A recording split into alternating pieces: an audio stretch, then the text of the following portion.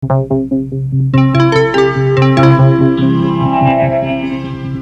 Aloud. Conversations on the leading edge of knowledge and discovery with psychologist Jeffrey Mishlove.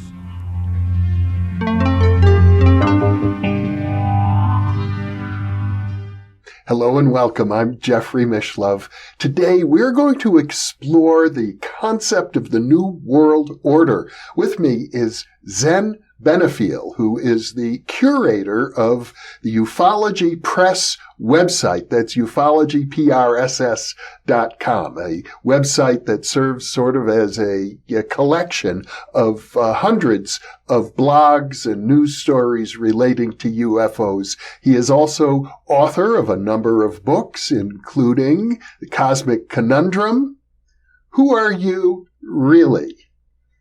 And Stubbing My Big Toe, as well as the God Participle. Welcome, Zen. Thank you, Jeffrey. It's a pleasure to be here and a dream come true. 27 years. Well, it's a pleasure for me to have you and to meet somebody who has been following my work for so long. You were actually one of my vicarious mentors as I was doing shows earlier in the 90s. Well, I'm really glad to know that, Zen, and you're very welcome to be here.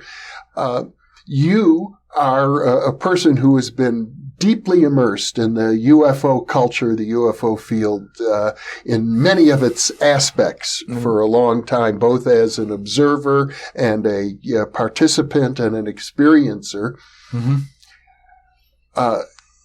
When we think of the term, the New World Order, I think of, the various messages that people who believe themselves to be in contact with UFO entities, sure, alien intelligences, hyperdimensional beings, spiritual beings of many orders, as a matter of fact, often they all talk about the need for a new unity within humankind.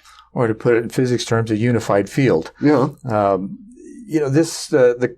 concept, granted, the term New World Order sounds really conspiratorial because of the media play and how it's been used over the last couple of decades. Yeah. Now, when it was first presented to me was in my first year in college.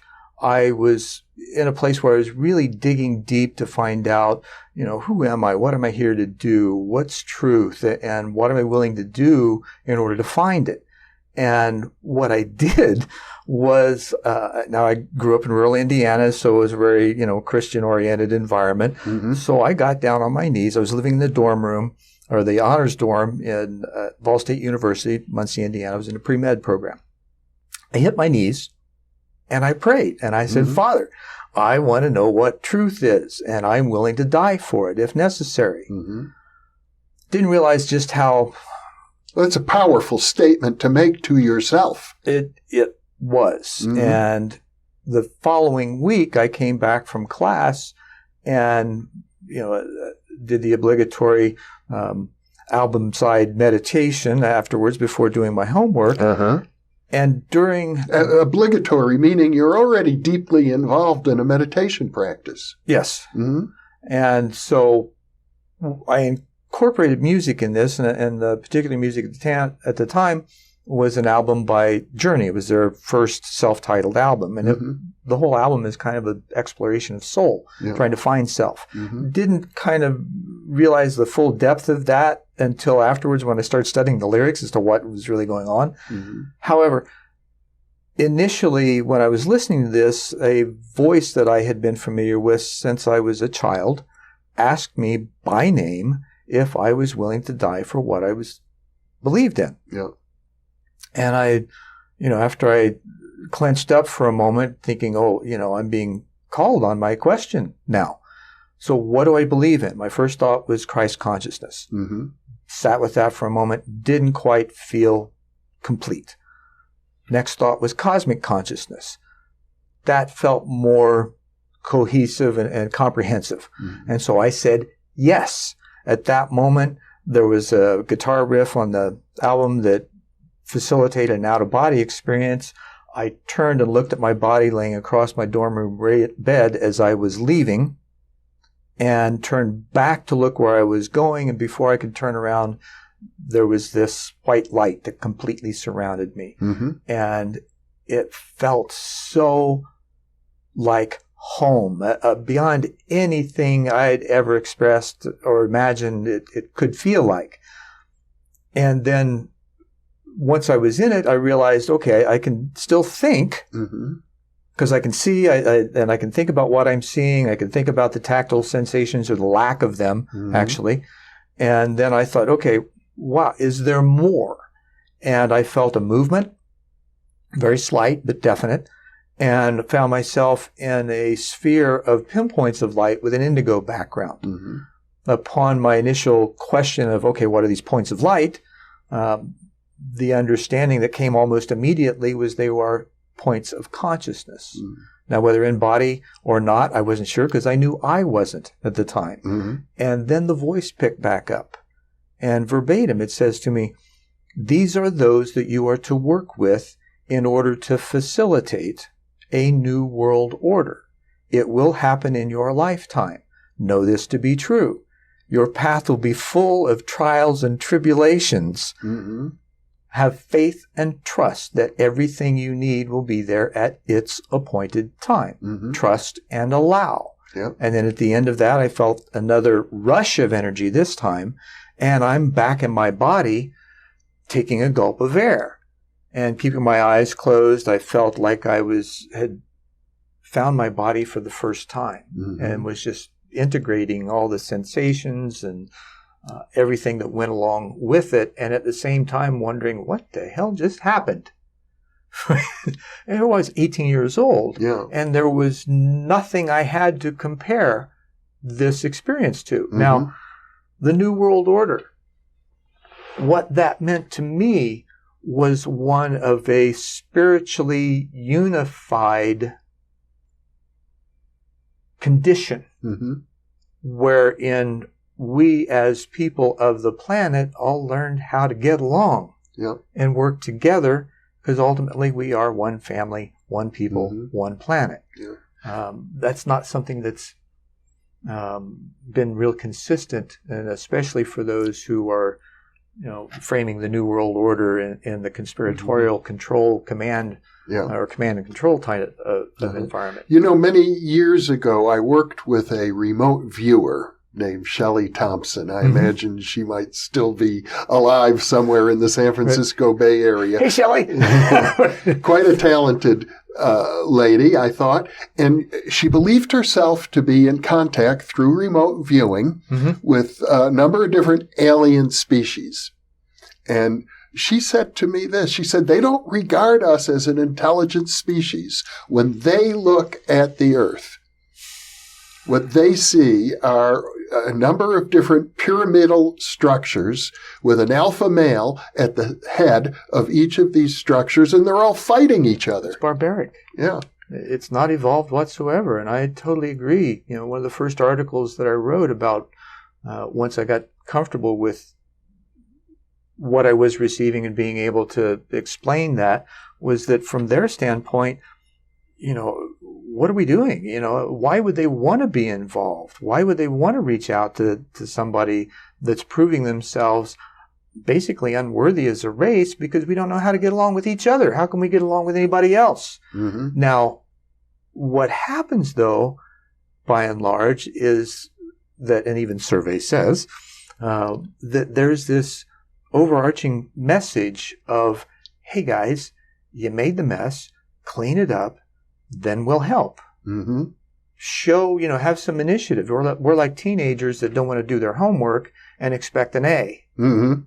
Well, we got to do our homework. We got to learn how to get along, what it takes, what kind of systems are in place that are already there that just need a little either retrofitting or adjusting or things like that can then provide everything that we need in order to move forward, energy, healthcare, all of those kinds. It comes down to being very practical. Well, we are biological beings, and we're part of the primate family. Sure. And if you look at other members of the primate family, chimpanzees in particular, that's what they do. They form these tribes with an alpha male at the head of the tribe, and the tribes fight each other. I mean, chimpanzees are like humans in the sense they will make war against each other. They will kill each other. So what kind of new thinking allowed is that? Right? There is none. Right. If we're determined biologically, then there's no hope for us. No. However, part of that biology is also tied to an evolutionary process. And as we go through that, we begin to question, we begin to think deeper, we begin to analyze, we begin to become more open to possibilities of what might be, and begin to explore those and realize that, synchronicities, these are one of the things that begin to let us know that there is more happening than what we might personally be aware of or be contained in the belief system that we were brought up in. Yeah, I don't think that humans are totally constrained by their biology. I don't either. I tend to think that the human kingdom, while it is derived from the animal kingdom, is also I would say a separate kingdom. I agree. We are sentient beings. That we have the ability of having free will. And that free will means that we can make choices. Yeah.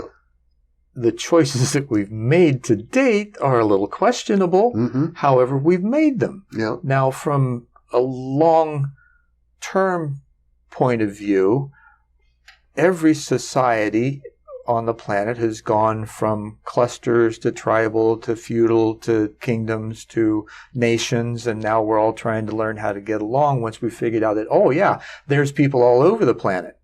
Well, planetary civilizations, from what I understand, all have this same process. It may take hundreds, it may take thousands, it may take millions of years, depending on how people learn to work together in the process. But every civilization has to go through it.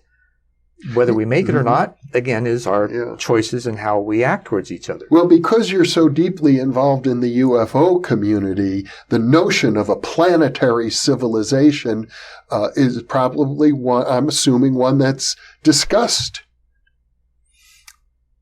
Quite a bit. Wondering, what other civilizations are like, and if these beings and these ships and are showing up, how do they get here? What's their locomotion? But it's far too, in my opinion, nuts and bolts oriented. They're looking at mechanics and technology, and they forget there's a psycho-spiritual technology aspect to it. Yeah. And just like any kind of, we were talking earlier about radionics. And if you can use a specific frequency to tune into something to either excite it or dispose of it, then what other things might be possible with specific frequencies, and what kind of data can be, shoved down the tube, so to speak, that we don't understand? And could these harmonic frequencies or the understanding of universal order in that stead, could that allow them to access the ability to travel through space and time with consciousness? Like Neppy was saying, that space, time, and consciousness. Vernon Neppy, you're referring to a previous guest on this series. Yeah. But it makes sense. Space, time, and consciousness are tethered together. We try and keep them all separate. Well, is it? And we keep ourselves separate. We have this idea that there's an inside of our skin, that's us, and then there's the rest of the universe, which is outside of our skin. And now we know that in the model of the atom, so to speak, even though it may be still a primitive model, there's more space than there are particles. Right. Yeah. Much more. So in that space, the dark energy, the consciousness, one of the, and I don't know if this was extraterrestrially or spiritual being or who the entity, I know who the entity was, but exactly what order you want to put him into, I'm not sure what the name of that is. But essentially, he took me across the universe and showed me the answer to my question about the Trinity, because I saw it throughout all different religions and showing up a lot of places, even with the physics and the elementals and the proton, electron, and neutron. So, how does this all fit if it does? Now, you're talking about threeness, basically. Yeah. And so what happened was I took 8 minutes to get to this place, and there was 3 large white spheres with a dozen small green ones around it on a pretty much a planar setup, like they were in orbit. And when I got there, the imagery, the feeling of it, I felt like Jodie Foster in Contact. I felt like I was just having tears streaming down my face because of the beauty of it and just the complete awe that I felt of it. Yes. In that, the voice of these 3 luminous spheres became one, and they said to me, "We are not only your forefathers, we are also the forefathers of your solar system." What do you do with that? Yeah. I wanted to ask more questions. My escort says, "Nope, that's it. You got all you need. You'll figure it out." So as I began, this was in 1989. Over the years, up until I think What the Bleep came out in 2002, something like that. William Arts brought it to Tempe, and I had the ability to have a short conversation with him with a few others about the film. But during it occurred to me that, okay, so the 3 suns were the macro, the proton, electron, and micron, or the proton, electron, and neutron are the micro. What's in the space? Well, that would be the consciousness that helps move it into whatever organized form it needed to be in order to present whatever element was necessary. Intelligence beyond anything that we can comprehend right now. And yet seems to be part of the message that is being expressed through this, whether we call it extraterrestrial, ultra-dimensional, whatever it is. Now, this was a visionary experience that you had. For all intent and purposes, yes. There was a facilitator sitting next to me. I was preparing to do another process called multi-level awareness. And the facilitator was there going to take me through that process. A human facilitator. Yeah, a human facilitator. Okay. And I basically got sideswiped and taken out of it, but yet he was there to still ask questions about what was happening to me in the process. But it's fair to say that you're an individual who has had numerous visionary experiences since early childhood. Yeah. Yeah, not always sure what to do with them or how to interpret them, or but I've learned to ask better questions. And let's, for the benefit of our viewers, we should point out that even in early childhood, these experiences were related to the UFO contacts. That you actually had experiences, as I recall, of a large orange cigar-shaped vehicle where you were brought. Now, I didn't realize at the time, this was started when I was about 8 years old. I'd watch myself get out of bed, climb out the window, walk out into the field, rise up into this cloud, and then my observer would become one with the participant, and I'd go inside the cloud, wake up in bed the next morning. Didn't know what happened, but I couldn't wait to go back. That happened about twice a month, maybe, for a couple of years. It wasn't until 15 years later, I was getting ready to move to Phoenix, walking through a metaphysical bookstore in Muncie, Indiana, and a book falls off the shelf in front of me. Nobody else around. And I'm like, okay, what's going on here? Walk over, look at the book. It's Ruth Montgomery's Strangers Among Us. And I was not familiar with it at the time. Picked the book up, turned it over to the page that it was open to. The first paragraph that my eyes were drawn to basically said the most common contactee experiences in the Midwest in the late 50s and early 60s was the orange cigar-shaped cloud. And at that point, I hadn't even thought about those things up until then. And it was like something just clicked. Now, what it was, where I had to integrate that, understand it, believe it, deal with it, I wasn't sure what to do with it, other than here was the information. The insight there, the immediate insight, is that the visionary experiences you had been having since childhood were consistent with experiences reported by other individuals. Yes, which was a godsend at that point. And which was somehow related to the notion of UFO contact. Yes. Mm-hmm. Absolutely. And part and parcel, as you became an observer of the whole UFO scene, which very complex, very large scene, very different divisions, including the nuts and bolts people and the spiritual channeling people. But the message that you have consistently observed has been this idea that we're going to enter into a new age, a different kind of an age in which individuals are going to harmonize themselves with a kind of cosmic order. Yes. And I don't think in ufology, in that side of it, that's any different than what was told with the cultural creatives in the 80s of, okay, we're headed into a golden age. What does that look like? What are we going to do? How is it going to come about? Well, when something is happening, you would think it would be reflected from many different points of view. Yeah. So in the whole idea of ufology, it's yet another point of view that then appears to be consistent with all of these others, which one would think, if this were true and happening, yeah, we might see that kind of correlation. Now, whether people inside of the ufology crowd recognize that or not, because most of them aren't able to step back and observe their own experience, let alone that of others, or look at a 30,000-foot view of what's happening overall. There are a few who do. The message to me of ufology, the very first lesson, is that there are sentient beings who are able to look at our planet and see it as outsiders. Yeah.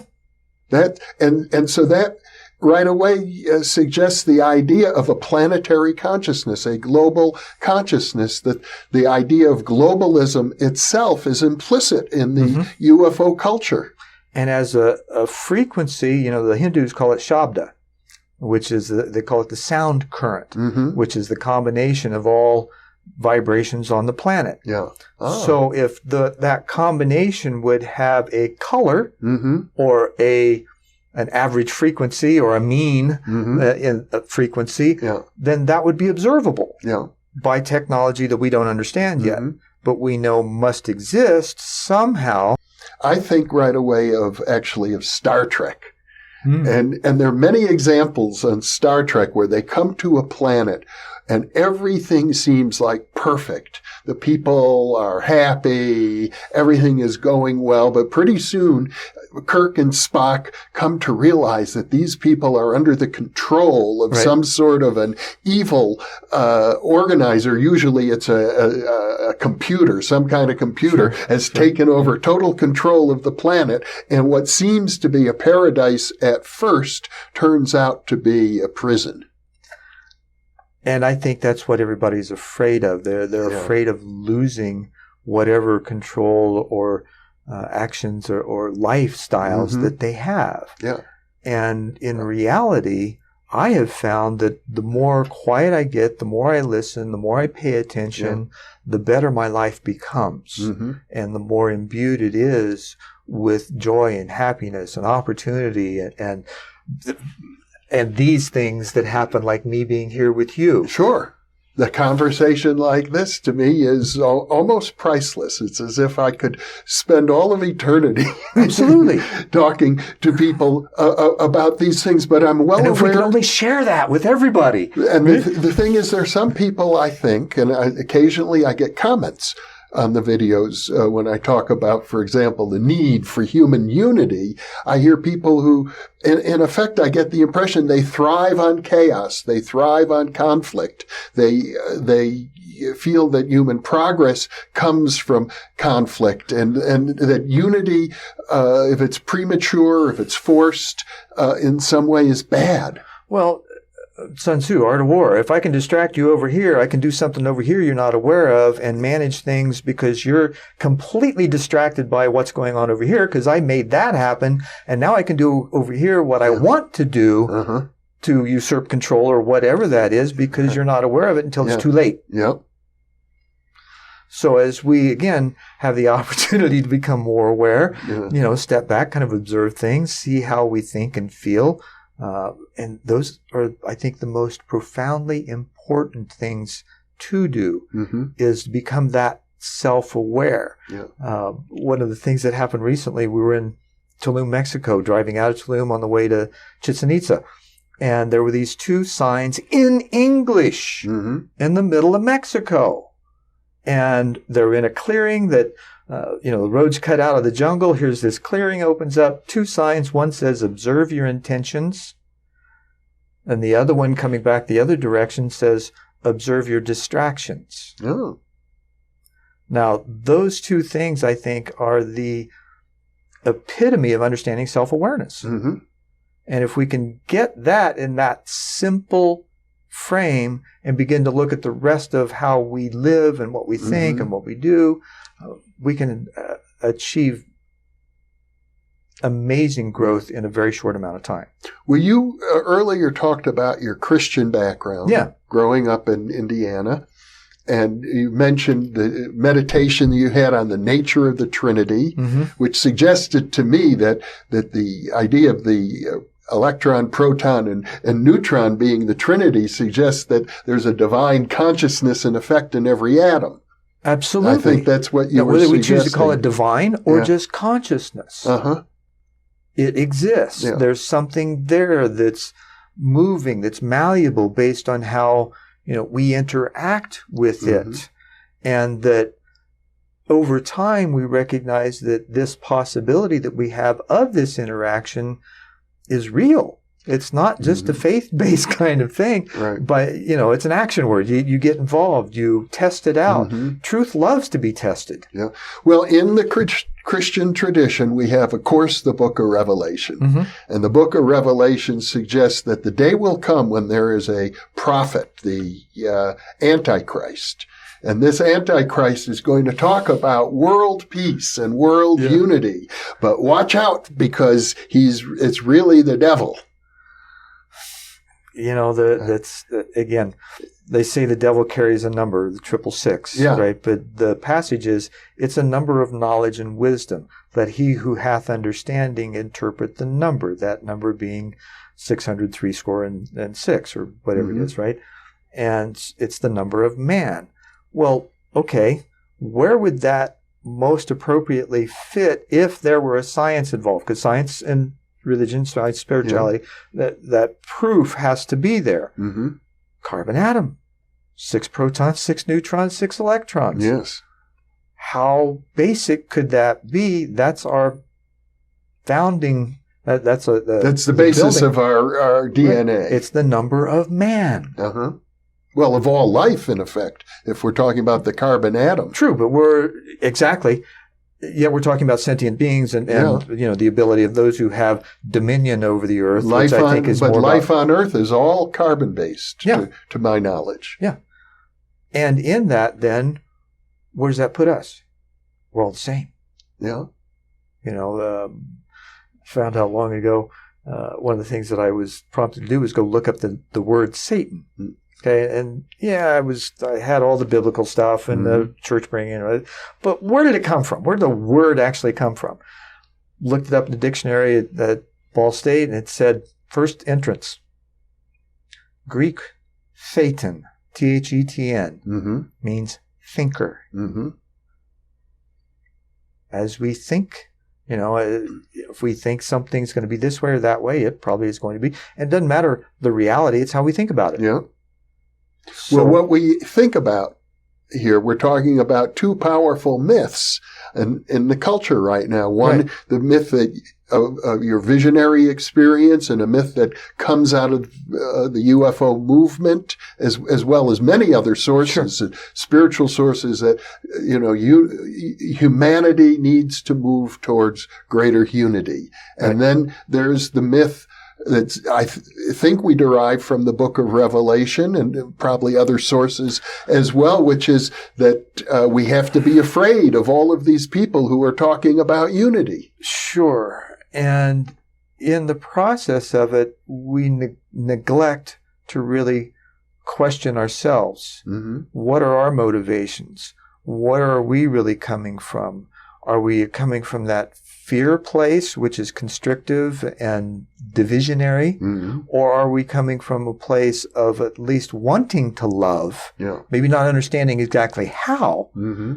but at least being in that place where we're looking to be the best person that we could be, Yeah. right? Well, in that process, it would seem that you want to become fearless, and that even in Scripture, it said, something about love being, true love being, or perfect love, Mm-hmm. having no fear. Well, yeah, I recall a book by my old friend Jerry Jampolsky, a student of the Course in Miracles. The title of the book is "Love is Letting Go of Fear." Right.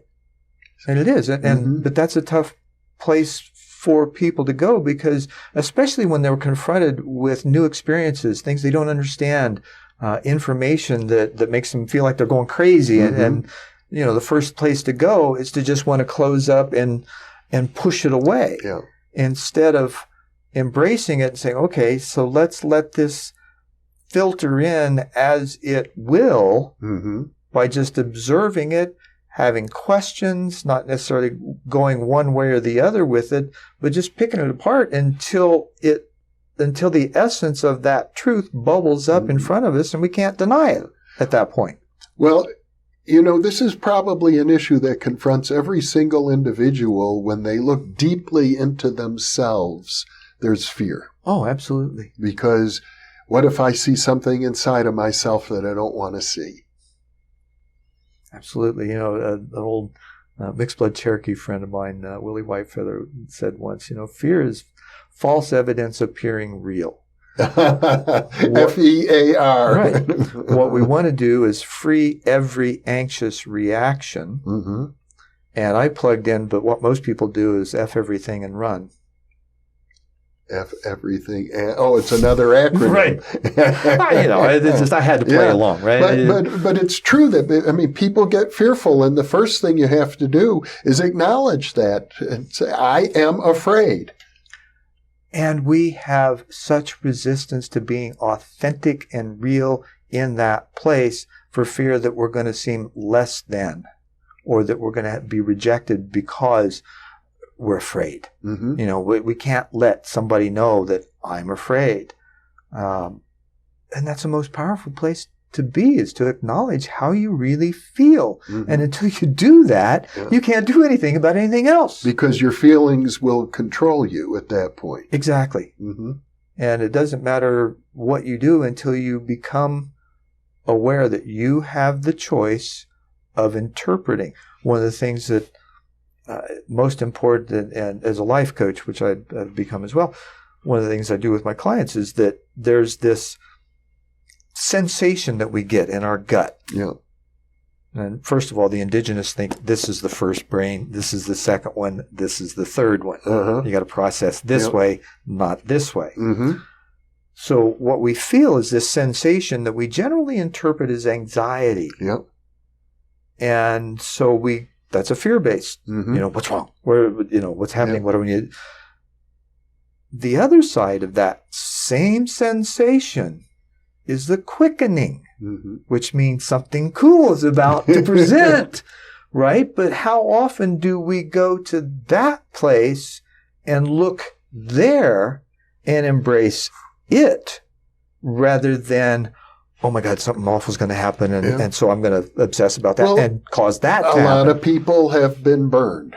Oh, At absolutely. some point, something bad has happened to them once, and so many people feel, and I think Can't trust you. with a lot of legitimacy, that fear is a good thing because it warns us of danger, and it's important to listen to our fear. Absolutely, and in that place, it's different because if there's danger around in the environment, that has a certain vibration. Yeah. Your body's going to pick that up because it's what? A transceiver. Yeah. Then the brain's going to translate it. Yeah. Same thing happens with the other, only it's a choice of how you take that feeling. Because once you do the scan, there's nothing here that's threatening. Okay, what's this about? Well, I'm feeling this way. Well, why am I feeling that way? What's going around here? Nothing, I'm safe. Okay, so what's this fear really about? Well, maybe it's not fear. Maybe it's just a sensation. And how else might that be showing up? And what can I see? Or, and your brain, your mind has the choice then to go another direction and begin exploring it. Of course, a lot of people at this point may say, oh, I feel afraid. And wait, wasn't I taught to be afraid of the Antichrist? Wasn't I taught to be afraid of people preaching global unity? Wasn't I taught to be afraid of this idea of world peace and a new world order? And so they stopped there, I assume. Weren't we, we initially using this book as an example. Yeah. When it was first canonized, what happened? You either believed or you were tortured or killed because you would not follow the precepts presented in this book. Yeah. So that instilled the fear. Well, over time, like Sheldrake says, you're going to build up a cultural meme or creed to that then is going to filter through the population, and you're going to have this fear-based program that you may not have anything to do with, but yet it's in the DNA and it comes up for us to process and figure out why it's there and what purpose it may have, and then how to integrate that and move beyond it. Because if you look at human history, there's lots of good reasons in every single culture to be afraid, because at least for the last 2,000 or 3,000 years, if not earlier, humans have constantly been making war against each other. So these types of examples of, yes, these fears are real, and as long as we allow the kinds of things that promote those to happen, they're going to continue. Now, what's our choice with that? How can we manage that? How can we diffuse the situations that cause it? How can we offer something better so that the value proposition is more complete in another option as opposed to what they're doing? Well, I recall Ronald Reagan once said, wouldn't it be interesting if the Earth were attacked by aliens from outer space? I think he said that to Gorbachev when they were negotiating a nuclear arms deal. That maybe then that would force us to be unified. Common enemy. And that's often brought people together. Again, back to the art of war. Are we really going to continue to be war-based or have war-based belief systems that ultimately, if we disagree or, we feel like we got to... Well, there are people who say that if it wasn't for war, we'd be living the way people did thousands of years ago. We'd still be in tribal societies, hunting for food and picking berries. Is that because of the war, or is that because of the technology that's developed in order to create better weapons? The belief that we wouldn't have technology if it weren't for war. Okay, that's a belief. Yeah. What if that technology, we as people, as ingenious, innovative, human beings that are looking to create things, necessity is the mother of invention, right? There's all kinds of things that we need to do that this technology would have developed anyway. It's this makeshift excuse that, it's the easiest thing to do. War's always been there. It's been able to do this. It's been able to do that. It continues. Well, what about it ending sometime? Will it ever? And what if it did? What would that look like? What we do? There's hundreds of thousands, if not millions of people who are begging for a change, but not sure how to do it because the people in charge right now won't let it. Well, how do the people take charge? Well, I guess you're really echoing the words of John Lennon when he said, imagine a world without war. Zen Benefiel, this has been a pleasure to discuss this very important topic with you. Thank you so much for being with me. It's been a pleasure to share my ideas and thoughts about it too, Jeffrey, and thank you for asking the right questions. And it's a pleasure for me. And thank you for being with us.